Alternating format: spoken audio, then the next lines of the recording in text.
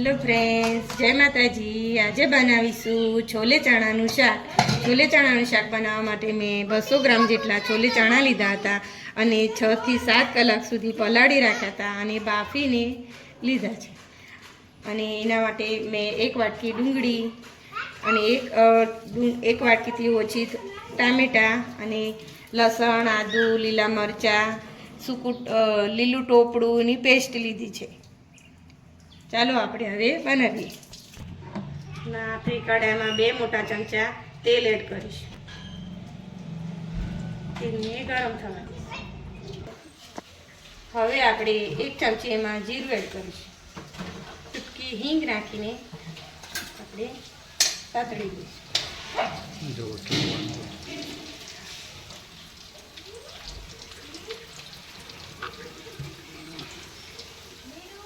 હવે એમાં ડુંગળી નાખીને સાતળી લઈશું।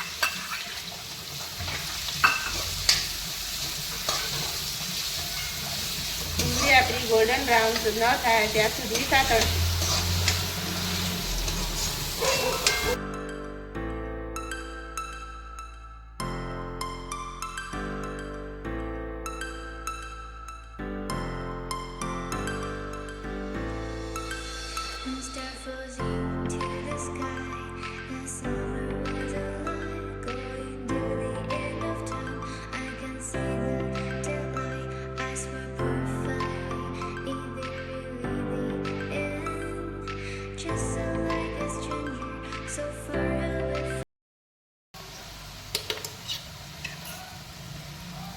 આપણા કાંદા હવે ગોલ્ડન બ્રાઉન થઈ ગયા છે। હવે આપણે લસણ, કાંદા, લસણ, લીલા મરચાં અને આદુ ને ટોપરાની પેસ્ટ કરી હતી એ એડ કરીએ।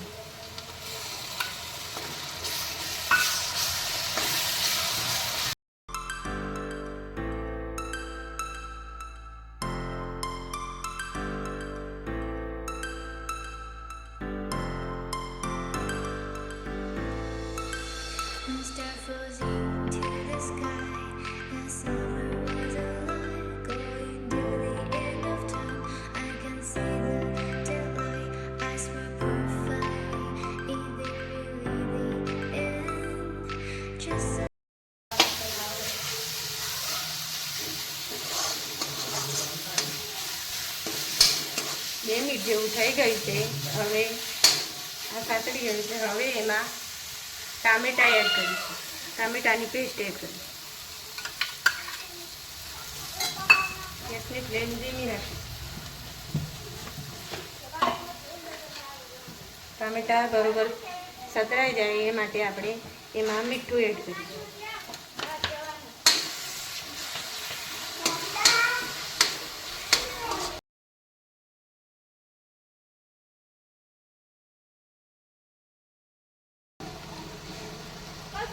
ટામેટા સતરાઈ જાય ત્યાં સુધી આપણે મસાલા પેસ્ટ બનાવી લઈશું।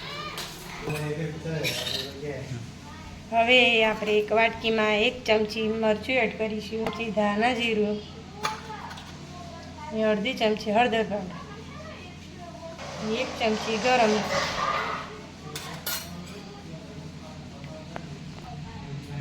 હવે આપણે બધું મિક્સ કરીને પાણી એડ કરીને પેસ્ટ બનાવી લઈશું। આનાથી પેસ્ટ બનાવવાથી મસાલા બળે પણ નહીં અને સતળાઈ પણ સારા જાય, ટેસ્ટ પણ સારું આવે।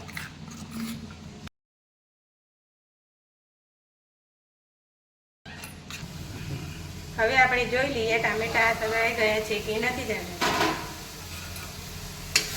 તેલ ઉપર આવી ગયું છે, ટામેટા બરોબર થઈ ગયા।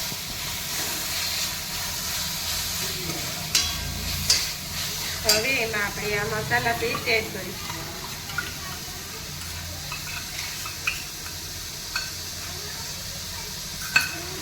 મિક્સ કરીશું।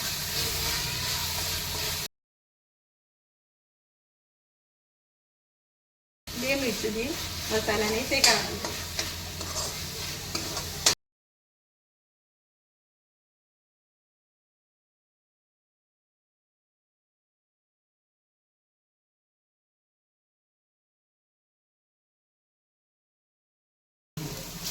હવે મસાલા ચડાઈ ગયા છે. હવે એમાં છોલે ચણા એડ કરીશું. બધું મિક્સ કરીશું.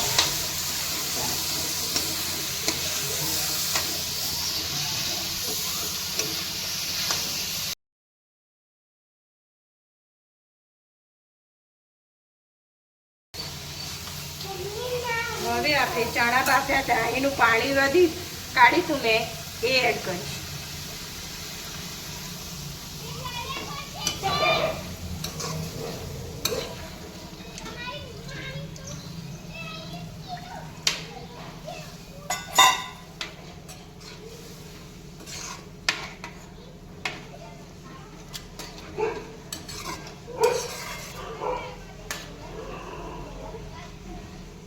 હવે એને 5 મિનિટ સુધી ઢાંકીને કૂક થવા દઈશું. હવે 5 મિનિટ થઈ ગઈ છે. હવે જોઈ લઈએ.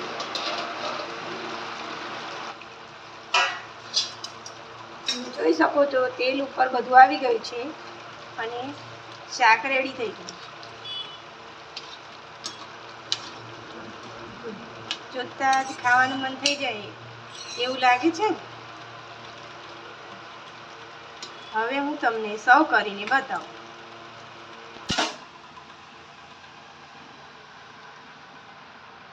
રેડી છે આપણું છોલે ચણાનું શાક. મારી રેસીપી તમને ગમી હોય તો લાઈક, શેર અને સબસ્ક્રાઈબ કરજો. Thank you.